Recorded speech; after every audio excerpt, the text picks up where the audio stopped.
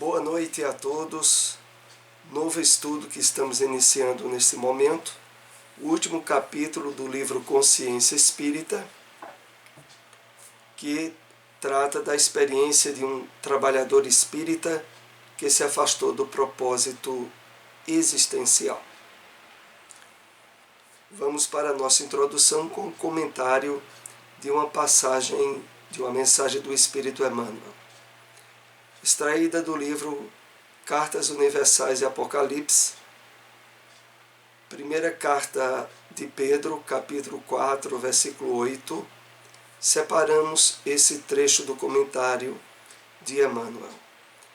Recordemos o Evangelho, quando nos diz que o amor cobre a multidão de nossas faltas e, servindo aos outros, na lavoura do progresso e do aperfeiçoamento incessante, baniremos hoje as trevas de ontem, para que o nosso amanhã fulgure em sublime vitória de paz e luz.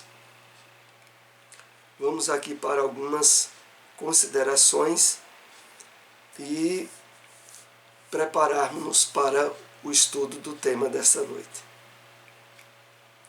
Emmanuel aqui nos faz um convite dos mais importantes. Recordemos o Evangelho quando nos diz que o amor cobre a multidão de nossas faltas. É uma referência muito importante, porque ela é a própria base do trabalho missionário do Cristo, que é o maior exemplo dado ao homem da vivência do amor e dos propósitos, dos objetivos sublimes que a vida nos possibilita ao harmonizarmos-nos com as leis divinas. E aí ele diz que esse amor, ensinado pelo Cristo, quando de fato é assimilado e vivenciado por nós, traz uma consequência das mais maravilhosas: a resolução, a liquidação de faltas, de desequilíbrios que tenhamos causado perante as leis divinas em nosso passado. E continuando, Emmanuel diz: e servindo aos outros na lavoura do progresso e do aperfeiçoamento incessante. A consequência será essa, vejam só: baniremos hoje as trevas de ontem, para que o nosso amanhã fulgure em sublime vitória de paz e luz. Essa expressão que Emmanuel coloca, que baniremos hoje as trevas de ontem, é exatamente o resultado iluminativo do Evangelho do Cristo em nossa vida.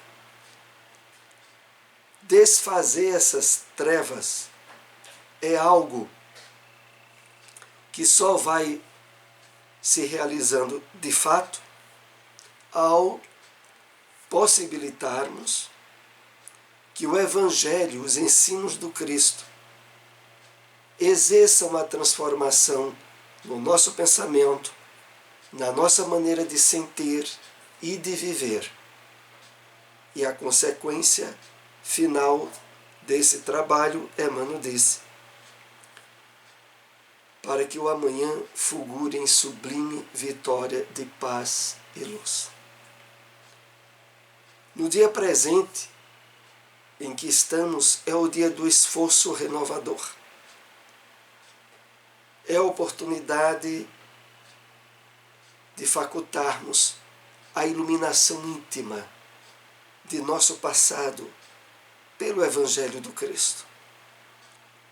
Ao mesmo tempo em que, ao nos motivarmos à vivência desses ensinos, nós estabeleceremos dentro de nós mesmos o clima de luz e de paz passará a nos acompanhar nas próximas oportunidades reencarnatórias, no prosseguimento da vida no plano espiritual. Assim vamos para o nosso tema de hoje, a experiência de um trabalhador espírita, nesse capítulo 8 do livro Consciência Espírita, se refere ao Frederico Figner. E esse capítulo vai tratar, sobretudo, da abordagem desse livro. Voltei. Embaixo tem a seguinte designação: pelo Espírito Irmão Jacob. Mas o Espírito não é Frederico Figner? Exato. Mas, na época, 1948, ele percebeu a necessidade de usar um pseudônimo. Face a uma série de problemas e conflitos que a Federação Espírita Brasileira teve com a família de Humberto de Campos. Na época, após virem pelas mãos abençoadas de Francisco Cândido Xavier os livros de Humberto de Campos, a família dele, que não era espírita, entrou em um processo de resgate de direitos autorais das novas obras que o espírito do falecido trazia.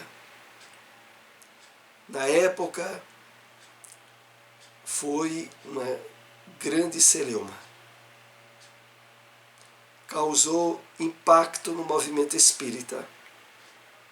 E a Federação Espírita Brasileira precisou constituir advogados para defender a Francisco Cândido Xavier, mesmo ele não tendo recebido quaisquer benefícios financeiros de obra psicografada nenhuma dele, mas os constrangimentos advindos dessa situação que teve de ir a júri. E o julgamento final dado pelo juiz foi de que a Federação Espírita Brasileira não tinha obrigação de pagar direitos autorais de alguém que legalmente já era dado pelas leis brasileiras como morto. Portanto, as obras que advinham depois da data de falecimento de Humberto de Campos não poderia ser mais requerido como bens por parte da sua família. E aí, Frederico Figner, que houvera sido, na sua última encarnação, um dos diretores da Federação Espírita Brasileira, para evitar quaisquer possibilidades de conflitos legais, já que a família de Frederico Figner também não era espírita, ele resolveu adotar o pseudônimo Irmão Jacob, uma alusão ao nome de característica hebraica, que, por outro lado, fazia parte do passado genealógico do Frederico Figner.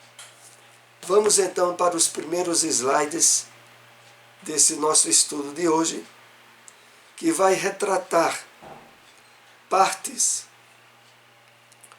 de orientações e de advertências que a obra Voltei nos trouxe, já que o Frederico Figner, ao retornar à pátria espiritual, passou por certas situações inesperadas e até constrangedoras, que ele compartilha conosco através da mediunidade de Francisco Cândido Xavier. A experiência de Frederico Figner, que foi tesoureiro e vice-presidente da Federação Espírita Brasileira, a FEB. É semelhante a de muitas pessoas no movimento espírita que focalizam as atividades circunstanciais em detrimento das questões existenciais. Para vocês que já acompanham há algum tempo esses nossos estudos, a matéria básica dessa obra Consciência Espírita está relacionada a isso, a nos facultar um entendimento, um despertamento de consciência para o exercício positivo, salutar e renovador da doutrina espírita, que deve ter um direcionamento, sobretudo, aos valores existenciais. Voltando aqui ao texto inicial desse nosso estudo, quero compartilhar com vocês essas informações. Frederico Figner era um dedicado trabalhador espírita. Um homem que, em termos pessoais e econômicos, alcançou grande cume, grande altura no seu trabalho e na repercussão da sua vida econômica e financeira. Foi ele o construtor, aquele que mais forneceu possibilidades para a construção do Parque Gráfico da Federação Espírita Brasileira. Trabalhador dedicado, tanto na área de divulgação doutrinária, na área do passe, na área de ser doutrinador nas reuniões mediúnicas. Ele teve ao longo da sua existência, praticamente 80 anos, uma larga escala de dedicação no trabalho espírita.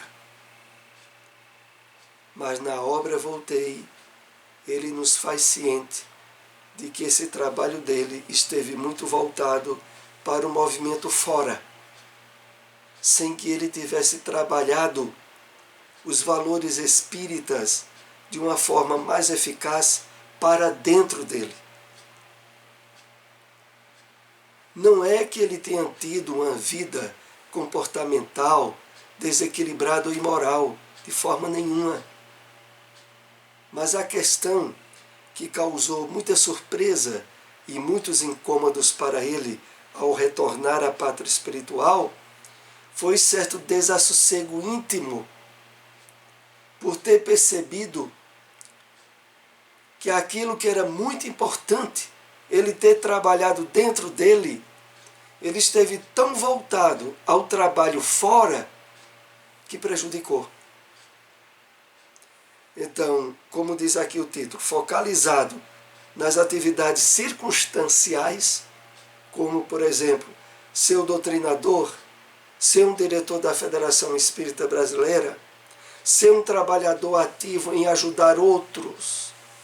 Tudo isso é importante, mas faz parte das atividades circunstanciais.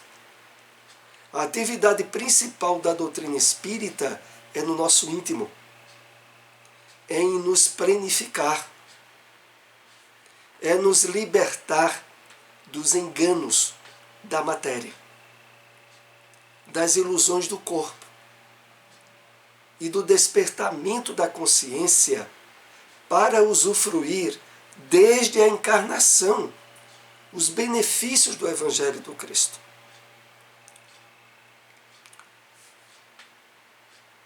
Continuemos. Por isso, são muito importantes os depoimentos que estudaremos, extraídos do livro Voltei, psicografado por Francisco Cândido Xavier, com o pseudônimo de Irmão Jacob, que eu já expliquei a vocês, essa história do pseudônimo. Mas eu quero aqui outra vez sugerir e indicar muito a leitura desse livro.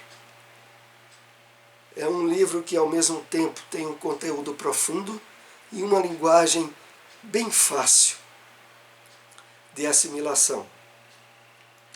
E traz informações realmente surpreendentes em relação a isso que estaremos começando a estudar hoje. As questões mais importantes que a doutrina espírita nos convida, que é aquelas que dizem respeito a nós mesmos. A doutrina espírita, como aqui já compartilhamos essas informações, ela não é proselitista. Ela não incentiva a conversão de pessoas à doutrina espírita de forma positiva, como normalmente ocorre com as doutrinas cristãs, evangélicas, protestantes. Mas, por outro lado, ela acentua e destaca como imprescindível o trabalho interno que nós somos chamados a fazer conosco mesmos.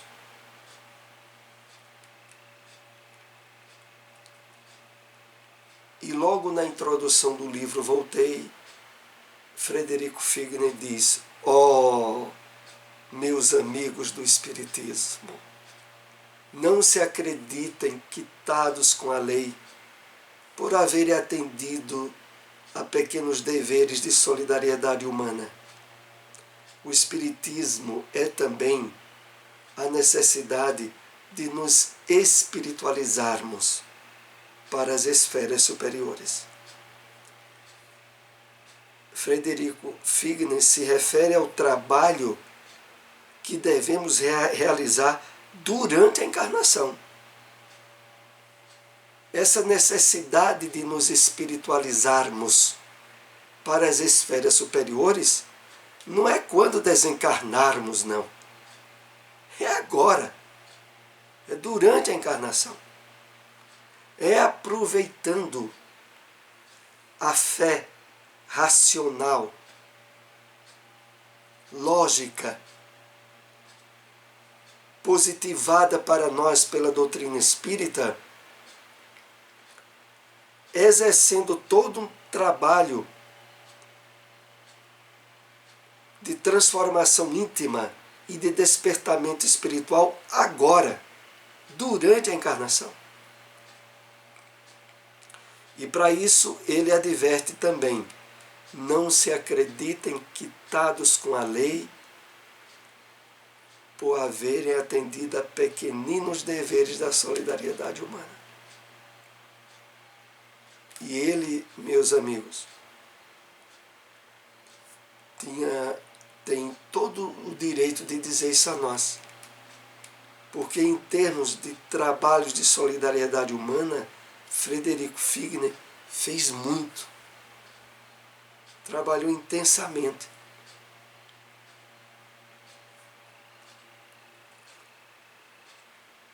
Fôramos mais apaixonados pela ideia elevada que propriamente realizadores dela no mundo. Não basta ser apaixonado por uma proposta. É necessário realizá-la dentro de si mesmo, no mundo. Então, de uma vez por todas, deixemos de querer transformar os outros e de querer moldar pela doutrina espírita familiares ou outras pessoas. O objetivo e o destino maior da doutrina espírita que estamos conhecendo é resolver nosso caso pessoal, conosco mesmos. E a partir daí, bem resolvido conosco mesmos, nós poderemos estender de uma forma muito mais eficaz os estímulos para que outros despertem mas agora sem deslocar o foco. O foco principal e primeiro somos nós mesmos.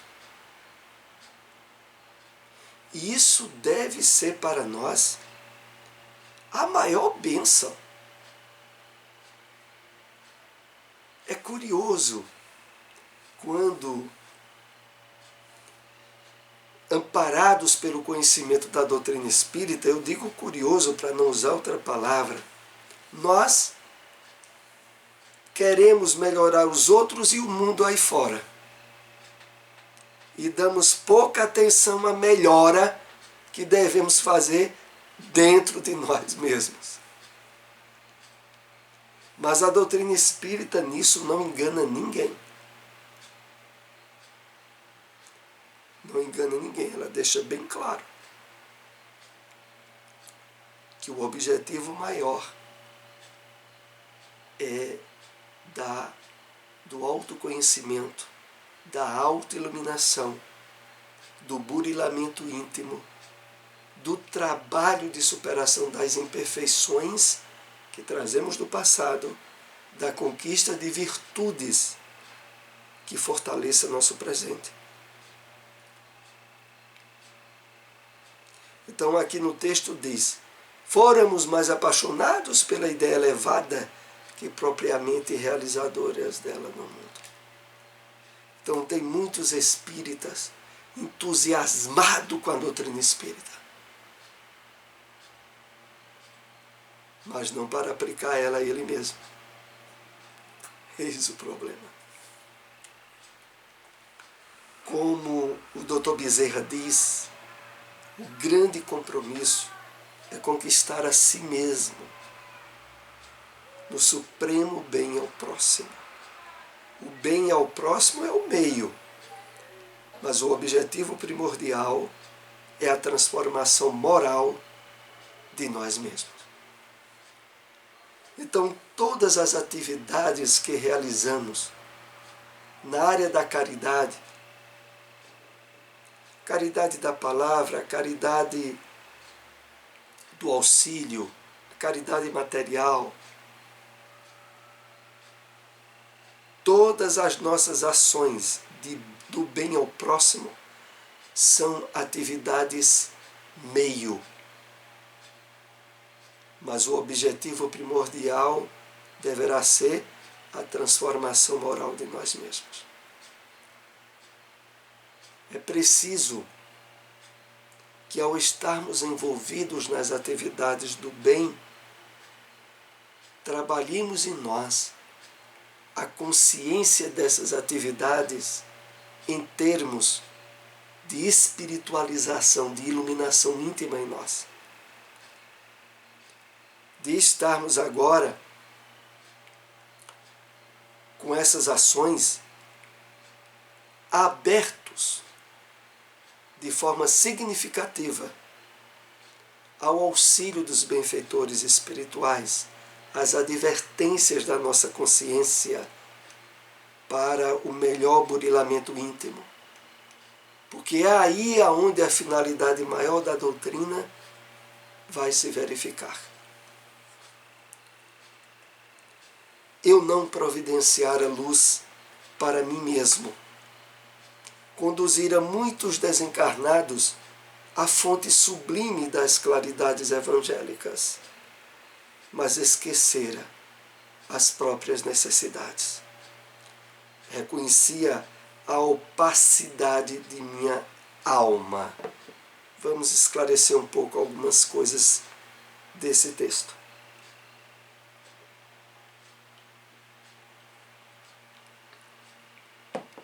O Frederico Figner houvera sido doutrinador nas reuniões mediúnicas. E nelas, muitas vezes, ele dera as diretrizes ideais de esclarecimento evangélicas para os desencarnados. Mas, normalmente, esquecera de trabalhar as próprias necessidades que ele trazia de melhoramento pessoal. Quando ele fala aqui que reconhecia a opacidade de minha alma, era a falta de luz da alma dele. Porque ao retornar à pátria espiritual, ter sido recebido por sua filha, que houvera desencarnado bem antes dele, e por benfeitores, grandes trabalhadores do movimento espírita, como Bittencourt Sampaio, Bezerra de Menezes e outros espíritos, ele percebia que esses espíritos tinham uma luz própria. E quando ele olhava para ele mesmo, ele percebia a ausência de luz, a opacidade. E a causa houvera sido justamente isso. Ele esquecera de trabalhar suficientemente a sua iluminação íntima.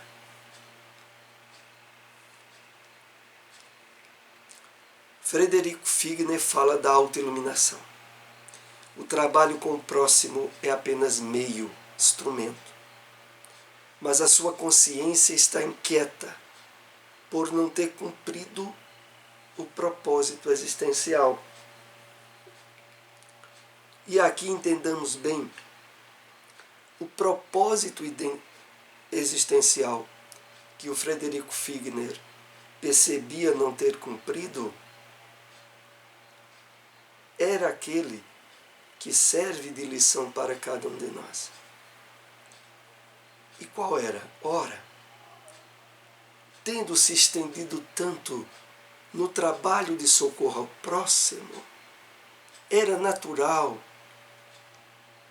que, se ele estivesse trabalhando a consciência espiritual no que fazia, ele teria vivenciado um nível de plenitude, de bem-estar íntimo, desde a sua encarnação.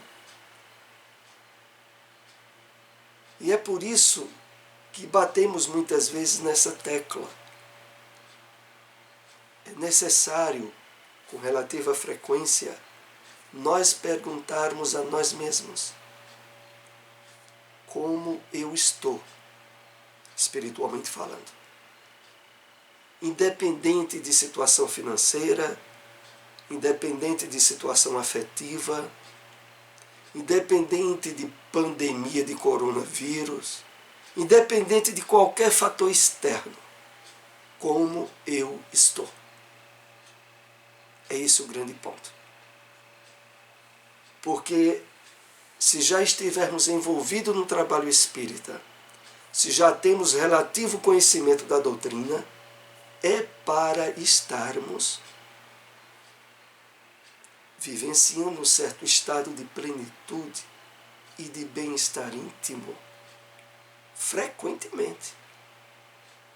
É para quando nos perguntarmos como eu estou, a resposta natural é: estou muito bem, mesmo tendo uma série de problemas para resolver. Porque todos nós estamos no mundo de provas e expiações. Nós sempre estaremos com problemas para resolver.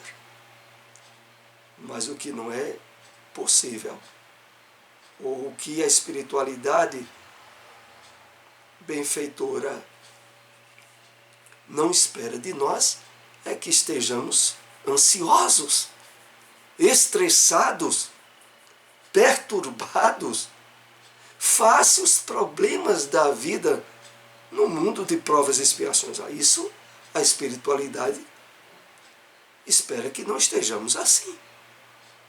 Porque se de fato estivermos aproveitando a iluminação que a doutrina espírita possibilita para o nosso espírito, nós precisamos estar bem. Precisamos estar bem. Era isso que o Frederico Figner não vivenciou nele. Mas a sua consciência está inquieta por não ter cumprido o propósito existencial.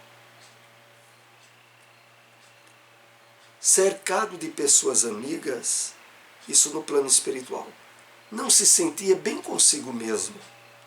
Ele havia sido doutrinador em reuniões mediúnicas, portanto esclareceu muitos desencarnados, auxiliando-os a buscar a luz.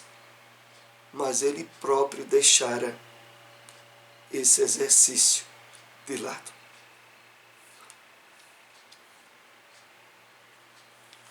Então é isso que, nesse primeiro estudo desse capítulo 8, queremos deixar bem destacado em nosso entendimento. Todo o objetivo essencial da revelação espírita para nós é facultar com que as promessas do Cristo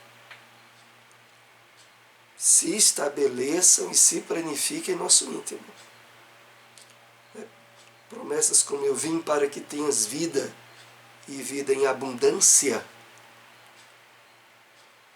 e que não significa abundância de facilidades materiais, significa abundância de riquezas espirituais, de virtudes, de consciência de imortalidade. Então, é a isso que a lição direciona advertências para nós. Advertências de Bittencourt Sampaio são feitas a Frederico Figner devido ao remorso e à queixa sistemática a que ele se entregava por ter perdido o tempo necessário à sua iluminação durante a reencarnação. O Frederico Figner, depois de constatar o relativo desaproveitamento que ele tivera do tempo na sua reencarnação, que não voltou para o trabalho de autoiluminação, agora no plano espiritual estava resultando para ele um certo nível de remorso e de queixa. E que, na verdade, Bittencourt Sampaio adverte, porque queixa e remorso, mesmo no plano espiritual, acabam servindo de processo depressivo. Não é só depressivo para quem está encarnado, é depressivo também para quem está desencarnado. E por isso Bittencourt Sampaio adverte o Frederico Figner sobre esses estados de alma que ele estava dando abertura. O remorso e a queixa são muito comuns e bastante perturbadores para o espírito, em qualquer situação em que ele se encontra, seja na dimensão física, seja na espiritual. Não tenhamos dúvida, uma pessoa que tem por hábito o cultivo de queixa, de reclamação e de remorsos, no plano espiritual ela leva esses estados habituais com ela. E o problema continua. É por isso que a doutrina espírita ela nos incentiva tanto a analisarmos a nós mesmos como nós estamos espiritualmente durante a reencarnação. O espírita não tem, como os demais irmãos cristãos nossos têm, expectativa de um paraíso depois da desencarnação, de um reino dos céus de facilidades. A noção que a doutrina espírita nos dá sobre isso é bem diferente. Estruturada no Evangelho do Cristo, ela diz que o reino dos céus já está dentro de nós. Que a felicidade que podemos aguardar no plano espiritual, verifiquemos logo se está sendo vivenciada agora, porque se não estiver, nós vamos ter problemas ao retornarmos para lá, que tem que ser resolvido agora. E tem que ser bem aproveitado a bênção da luz do Evangelho do Cristo em nossas vidas agora. Não é quando desencarnarmos. O último slide do nosso estudo dessa noite. Somente nos conectando com as leis divinas, utilizando-nos bem do tempo na prática das virtudes, é que superaremos nossas deficiências. Nunca por meio da culpa e da lamentação. Então, propósito que sempre precisamos estar atento, essa conexão nossa com as leis divinas, que nos possibilitará o melhor aproveitamento do tempo